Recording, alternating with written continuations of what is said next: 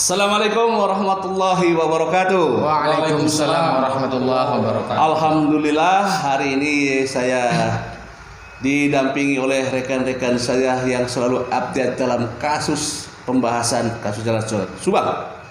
Di sebelah kanan saya ada Bang Jack Batubara dari channelnya Subang Hijau. Apa kabar Bang Jack? Alhamdulillah, sehat-sehat. Alhamdulillah.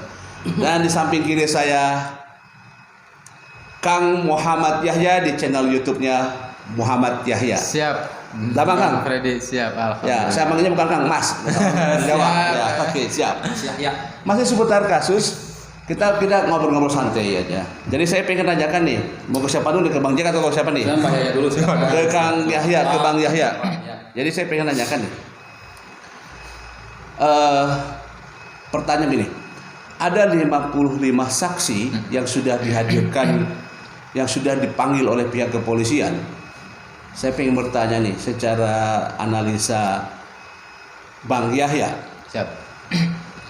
apakah dari kelima saksi ini, menurut Kang Yahya ya, apakah ada terindikasi sebagai pelaku? Nah, sebentar. Pelaku itu kan ada tiga ya. Siap. Ada dalang, ada eksekutor, ada pembantu. Ya. Nah, dari Kang Yahya sendiri setelah menggeluti selama ini, memantau kira-kira ada atau tidak. Nah, seperti itu ya. Jadi pertanyaan simpel, ada apa tidak gitu. Baik, ini dari 55 saksi ya. Iya. Yang sudah dipanggil ya. Baik. Saya sedikit punya analogi nih, Bang, ya.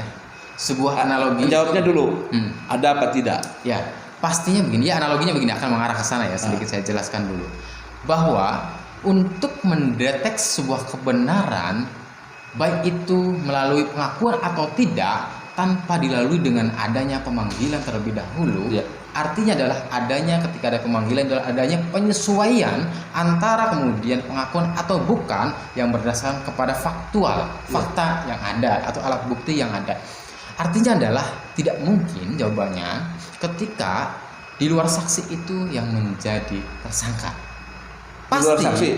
Pasti adalah di antara 55 saksi itu loh, Bang. Jadi jawabannya ada. Ya, pasti ada itu. Pasti ada.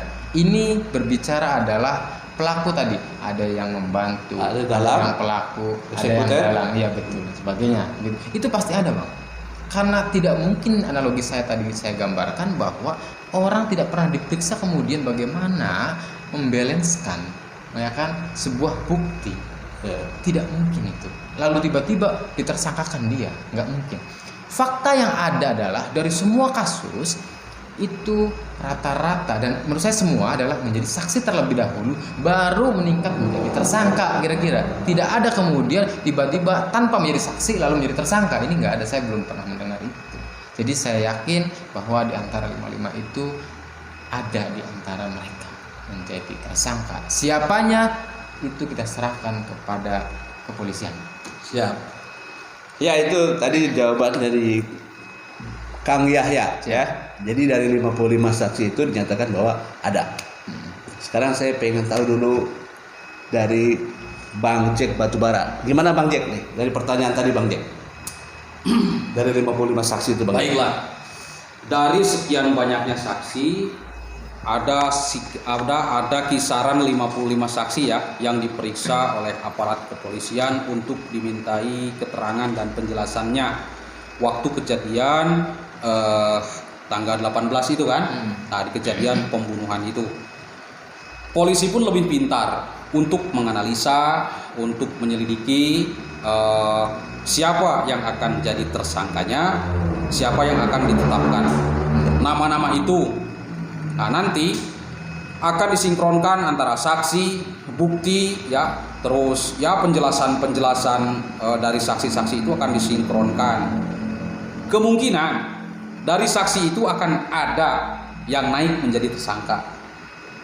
Dan kalau misalkan sekarang satu orang saja sudah menjadi tersangka, ini misalkan ya, baru misalkan, kita masih berangan-angan karena saking pengen gregetnya pengen cepet-cepet ketemu kan seperti itu. Ini misalkan satu orang ketemu, kemungkinan nanti yang satu orang itu akan saling melapor. Aku membantu si A, aku disuruh si B. Saling bongkar ya. Ya kan, akan saling bongkar. Kalau misalkan satu orang sudah ditetapkan sebagai tersangkanya oleh aparat hukum, pasti itu, pasti seperti itu. Karena yang namanya kasus di Jalan Cagak ini, eksekutor atau dalang pasti tidak satu orang. Dan ini adalah sebuah pembunuhan berencana. Berencana, ini sangat sadis sekali. Sadis. Iya, ini mungkin direncanakan seperti ini. Misalkan ini, kompromi seperti ini. Kita nanti hilangkan saja seperti ini. Bagaimana cara menghilangkan sidik jari? Bagaimana cara menghilangkan alat bukti di TKP atau di tempat kejadian perkara? Itu pasti sudah direncanakan dari awal-awal. Pasti mereka pun tidak main-main dalam masalah ini. Pembunuh pun tidak main-main. Karena bersiko. Mungkin ini kalau kena hukumannya berat kan? Jelas. Hukuman mati mungkin atau hukuman seumur hidup kan? Nah itu. Jadi semoga atau mudah-mudahanlah untuk secepatnya satu orang saja ditetapkan. Nah, itu harapan publik. Harapan publik sebenarnya saya baca-baca di komentar banyak sekali, sudah ribuan aku baca, aku tampung, aku simak ya, jadi cermati itu banyak sekali. Bang, kalau satu orang ditetapkan pasti itu akan bercerita. Aku disuruh si A, aku disuruh si B, inilah yang menyuruh saya. Atau kalau dibayar inilah yang membayar saya, kan seperti itu kan? Pasti. Mungkin itu Bang. Oke. Ya, mungkin itu. Ya itu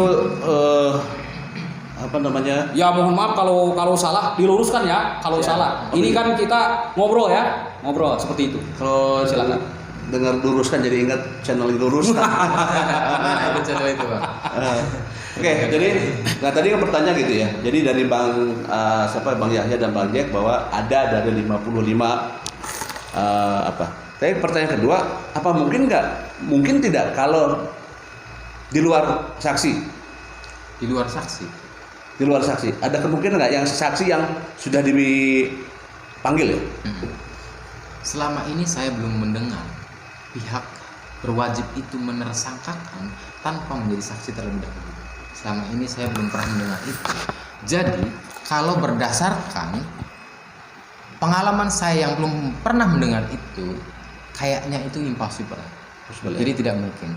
Jadi tersangka itu adalah berangkat dari saksi. Karena di situ kemudian para penyidik mengakurkan